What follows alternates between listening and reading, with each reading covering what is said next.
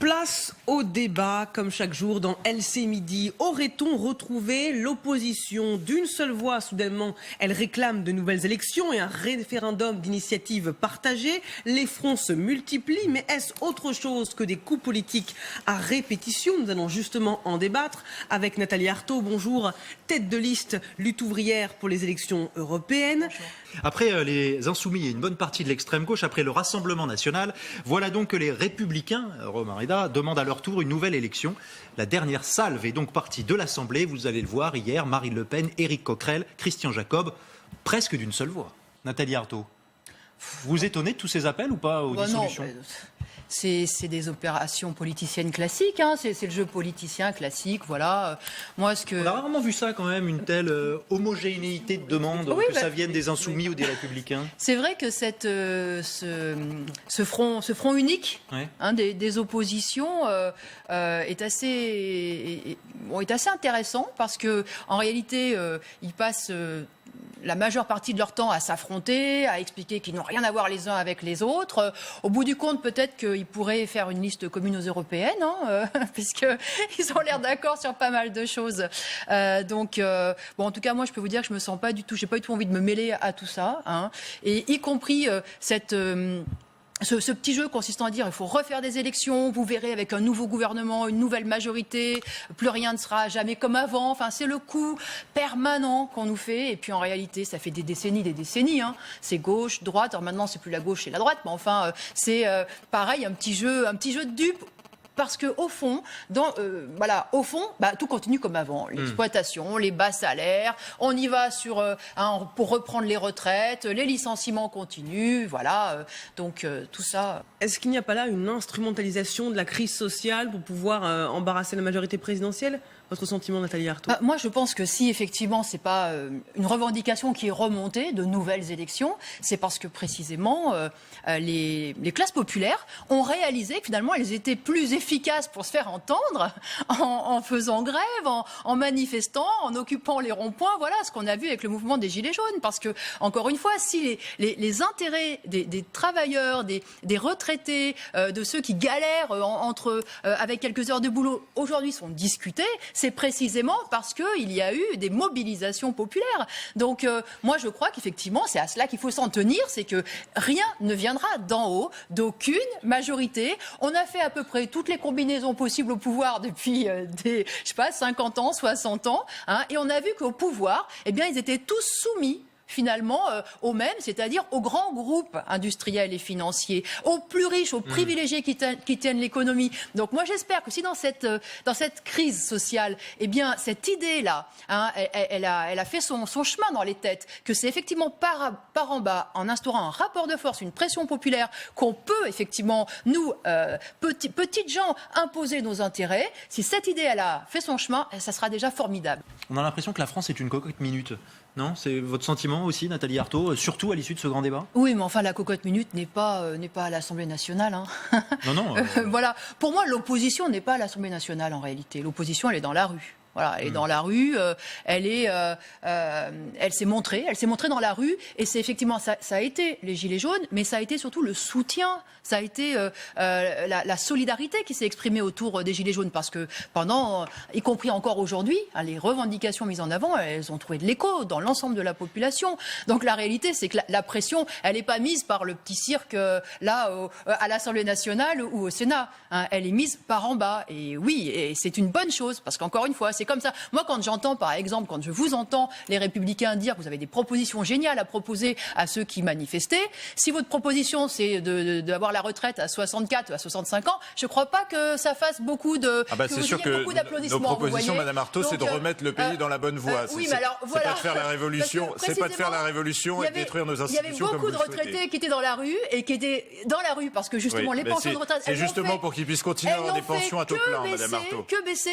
du fait des reports report de l'âge, du fait de l'augmentation de la durée de cotisation imposée par la gauche, par la droite, demain ce sera par Macron, après-demain par un autre, sauf s'il y a des mobilisations dans la rue. Venons-en à cette initiative qui a surpris, cette alliance inédite entre des communistes, des socialistes, les républicains, la France insoumise. Regardez cette image, tous unis pour déclencher le RIP, le référendum d'initiative partagée contre la privatisation d'ADP, aéroport de Paris, du jamais vu sous la Ve République. 197 députés et sénateurs de tous bords qui ont donc lancé le premier étage de cette initiative. Nathalie Arthaud, vous auriez pu le signer, ce RIP, si vous aviez été députée ? Non, pas du tout, parce que m'associer avec ceux qui, précisément, ont effectivement privatisé les autoroutes, l'aéroport de Toulouse, aucune envie, vous voyez. Non, là, c'est vraiment le coup politicien dans toute sa splendeur, y compris, il y a très peu de chances pour qu'il aille jusqu'au bout. Voilà. C'est le coup politicien c'est vrai que c'est assez compliqué. Dans toute sa splendeur. Mais ce que je voudrais dire sur le fond, moi, oui, je suis aussi choquée par cette privatisation, bien sûr, parce que tout le monde le dit, ça rapporte de l'argent. Alors voilà, on fait un super cadeau, encore à Vinci, à Eiffage, enfin bon... Mais comment l'empêcher, c'est ce que vous lancez, Van Troussel. Mais juste, je tiens quand même aussi à souligner que si on se place du point de vue des salariés, si on se place du point de vue de tous ceux qui travaillent là sur cette plateforme aéroportuaire, eh bien, le fait que ADP soit public, je peux vous dire que ça protège absolument pas leurs conditions de travail et leurs intérêts. Parce que ADP, c'est donc des plateformes où il y a effectivement du personnel à ADP, mais maintenant ADP a tellement externalisé qu'il y a 800 entreprises privées.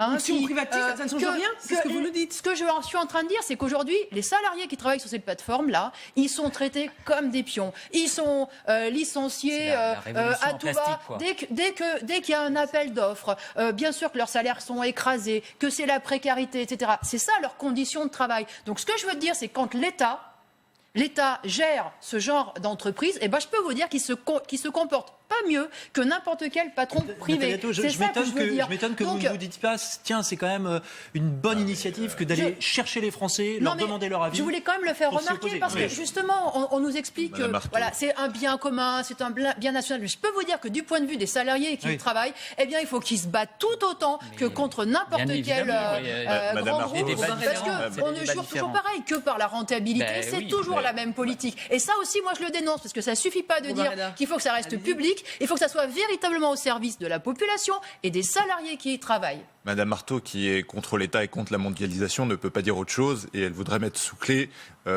nos aéroports. Mais de quel droit contre les intérêts privés, contre cette classe capitaliste et qui probablement contre l'État. Organise tout. Bien sûr. Mais l'État est à son service. On peut se demander si vous ne surfez pas un peu sur la tendance générale du on redonne la parole aux Français. Voilà, c'est ce qu'ils ont demandé. C'est exactement ça. Parce que moi, je pense que mais pendant les grands débats, les Français si on attend que les choses viennent d'en haut comme ça, si on attend effectivement que ça nous tombe comme ça, je peux vous dire qu'il n'y a rien d'avancé. Si répondre à la demande des Français, c'est démagogique. La restitution n'en finit pas. La restitution, elle a commencé lundi, elle s'est poursuivie devant vous, députés, pour ceux qui sont représentants ici à l'Assemblée nationale, de la part du Premier ministre, qui continue son marathon de la restitution, puisqu'il sera tout à l'heure au Sénat, Édouard Philippe, et il donne l'impression de, finalement, toujours promettre encore un peu plus. Vous allez voir ce que vous allez voir. Édouard Philippe. Le président de la République présentera prochainement ses orientations. Il l'a annoncé. Ces décisions seront puissantes et concrètes. C'est effectivement de la grande manipulation, moi je crois. Et quand j'entends Édouard Philippe, je me dis, il va cogner fort. Voilà, il va cogner fort, c'est-à-dire qu'on y va à fond sur les 120 000 postes de fonctionnaires supprimés, on y va à fond sur la retraite, on y va à fond sur la fermeture des maternités. Moi, c'est ce que j'entends, c'est ce que j'ai compris de sa restitution, effectivement. Donc, il y a effectivement tout à craindre. Vous attendez des mesures fortes, mais pas dans le bon sens. Évidemment, écoutez, il était ravi de nous expliquer que les Français voulaient une baisse des dépenses publiques. Mais quelles dépenses publiques? C'est ça le problème. Alors bien sûr baisse des impôts, il a dit. Non, il a dit baisse des impôts, baisse des dépenses publiques. Penser par un moment une baisse des dépenses parce que, y compris la baisse des impôts, moi je pense qu'effectivement, il faut bien sûr baisser et même réduire à zéro les impôts qui pèsent sur les retraités et sur les salariés qui ont déjà du mal à boucler les fins de mois. Mais je suis pour réaugmenter les impôts sur les plus riches qui ont été baissés par ce gouvernement et je pense que c'est largement partagé. Donc la réalité, c'est qu'on assiste à une manipulation, mais de toute façon, ce gouvernement l'emportera pas au paradis, parce que les mesures que vous avez déjà prises, eh bien regardez, elles ont mis plusieurs centaines de milliers de femmes et d'hommes dans la rue. Ben moi, je vous dis que demain, avec la politique que vous menez, il y en aura encore bien plus.